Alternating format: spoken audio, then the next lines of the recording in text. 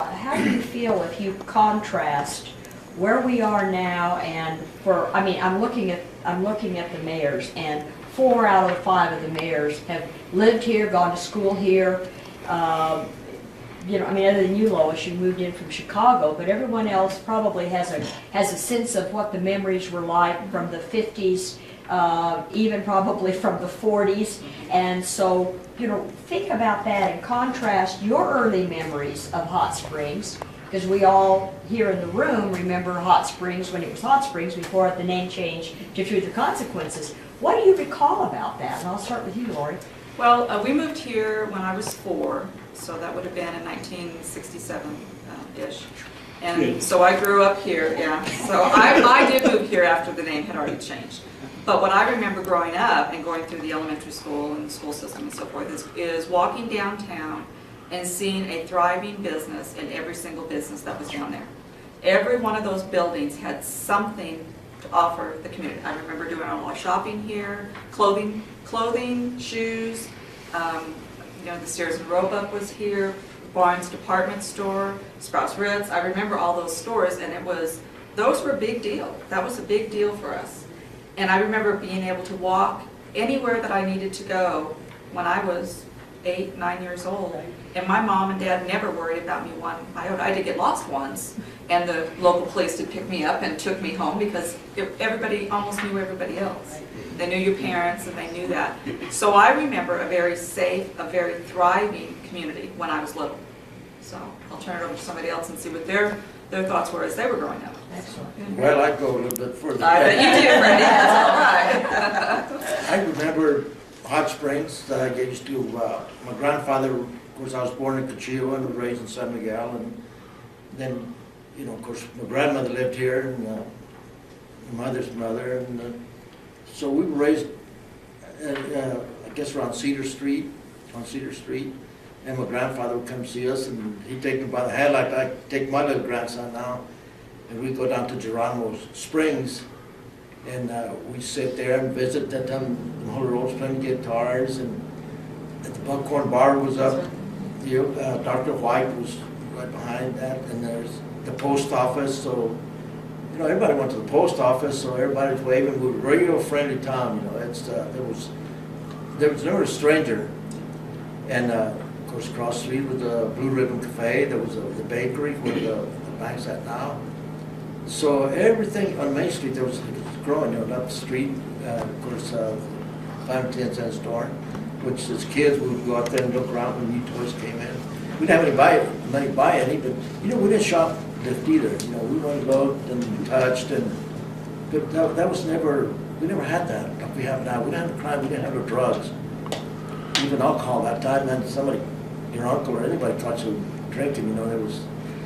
But that's where things changed. It was a real nice town to live in.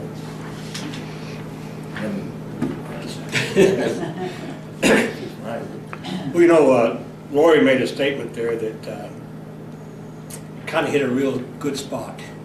She said that the cops would take her home. Well, the cops used to take me home a lot. But I guarantee you it was for different reasons. My wife and I were both born here, and I have a long history with Hot Springs, Sierra County. Some good, some not so good. But when I went into the service and came back 22 years later, Hot Springs, TRC, was in bad a shape, or worse shape, when I went into the service in 1957. That's when I decided that we needed to get some people that wanted some changes, wanted some jobs in our town, wanted the opportunity for their kids and their grandkids to be able to stay here and work in this town and raise their family, because it was a good place to raise families. But right now, if you go downtown, we have more vacant buildings than we did any time since 1941 that I can remember. And we need to change that, to get it back to a progressive mode and get businesses in that are actually hiring people to give them jobs that are technical, that's going to pay money. And I'll get into that a little bit further when we get into that area. But this is undoubtedly the best county, the best city, the best neighborhood that you could ever hope to live in. And that's it. That's right. Cookie? I was born in 1949, so I was a year old for our first fiesta. And the name changed the next year when we had the first fiesta. And I, like Lori, remember the good old days. In fact, I always called them the Leave It to Beaver days because nobody worried about anything. Everything was good. Everybody was making good money. In fact, in high school, I worked at Sprouse Ritz. And before we went to work at Sprouse Ritz, we'd stop at Davis Fleck, which was on the corner, just up from Sprouse Ritz, and it had the old-time chairs, and it was a place where you could get milkshakes and that sort of thing. I really wish we still had that. I think there are some people around the country that have tried to bring that sort of thing back.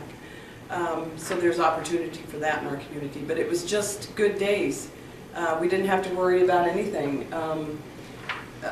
Us kids could go anywhere in town, and nobody worried about anything. The police were protective of the children and did get them home if they were lost, that sort of thing. In high school, or as we grew older, we had the teen center that was built for us, and that was our entertainment. You know, I get so upset with people that say, there's nothing for the kids to do here. But yet we live in a community where we have the largest lake in the state. So we did a lot of water skiing, we did a lot of camping and fishing. We're surrounded by mountains where you can go hiking and camping there too. You know, we didn't ever have a problem with there wasn't anything for the kids to do. So it makes me wonder, what do the kids want to do today, you know? And we didn't have drugs, and we didn't have kids drinking and getting into a lot of trouble. So it's kind of disheartening in that way. Which neighborhood did you live in? That former school teacher, she's going, Yeah, but you had parents, you had parents. We had good parents. My dad was very, very strict. Very, very strict. And I think that's what we're lacking today is parents. Yeah, you're right. Participation in kids, yeah. Tell about your experience, Cookie, when your dad had the barber shop and heard that you had streaked. Well, I was 27 years old. I don't know. I'm the only streaker in here. There might have been another one, but I don't know about that person. Anyway, I was 27 years old, and I had 3 jobs. I worked as the secretary to George Lambert with Falls Land. That was during the day. And then in the evenings, I worked at Los Arcos during the week as a cocktail waitress, and on weekends, I worked as a cocktail waitress at Elephant Butte Inn. I think my son was about 3 years old at the time. And one night when I was off at Los Arcos and hanging out with the gang there, we decided that we needed a streaker because in those days, the song The Streaker was out, if you remember that song, and there were a whole bunch of people that were water skiing, and they were streaking on the beach. And so we decided that evening that we needed a streaker, and we started collecting money. And so we kept telling everybody, we're going to have a streaker tonight, do you want to put in for this cause? And the money started piling up and piling up and piling up, and I thought, boy, I sure could use that money. So I was working 3 jobs, you know, and I thought, well, there can't be much to it, you know. So Earl Whittemore at the time was the owner, and he was sitting with the co-owner, John, and I can't think of his last name right now. And I went back there and I said, Earl, do you mind if I streak this evening? He said, no, I don't mind at all. So I kept watching the money pile up and pile up, so I thought, I really am just going to do this because I really need that money. So I went in the bathroom, took all my clothes off, and I came flying out of the bathroom, down the dining room, all the way to the back up, came back to the bathroom, and John Hanson had put the cigarette machine in front of the bathroom. But because there's all this adrenaline, I just lifted up my leg and pushed it out of the way, went back in the bathroom, got dressed, came out, picked up the money, put it in my purse, took all of about 2 seconds. And everybody went, I can't believe you did that. And so I got a phone call from my dad the next day, who was running for city commission at the time. And we just knew that it was going to come out in the newspaper. city commissioner's daughter streaks Los Arcos, but it never did. But my dad called me and he says, I need for you to come down here to the barber shop. I need to speak to you about this.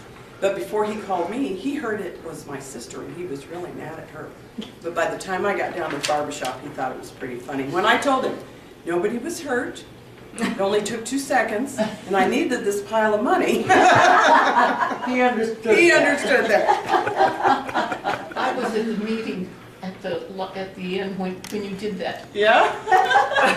I didn't see you, but I heard it was just like, oh. I was fast. Yes. And I was in great shape at age 27. Now, Lois, what about some of your memories? About what you read? It's gonna be hard to beat that one, isn't It'd it? be very hard to beat any of these. My husband and I moved to TRC in '79. And all of you were already doing all these fun things, and we had to learn about it. But God, we had a wonderful time here, and have ever since. It has been a great community to live in. I've enjoyed it, and I appreciate the fact that, you know, that I even fit in with this group of people who've been here forever. And you did a wonderful job on the chamber. Yeah, but Lois, that's what we're talking about. You came here from Chicago. You didn't try to change things, right? You jumped in and helped us. You helped the committee to grow. Yeah, I didn't want it to be like Chicago. Right. There's a reason I left. Right. And that's what we're talking about. That's the kind of people we need. We need somebody that's going to help the town, not somebody that's going to destroy it. It was wonderful here, and has been, still is. I'm not as capable as I was for a while, but I'm all right, and I'm happy, and I'm delighted to be invited to this, to be a part of it. It really has been great. So I thank you all for making TRC what it is, and I'm glad I had a part in it. Absolutely. And I have. I've been here a long time now.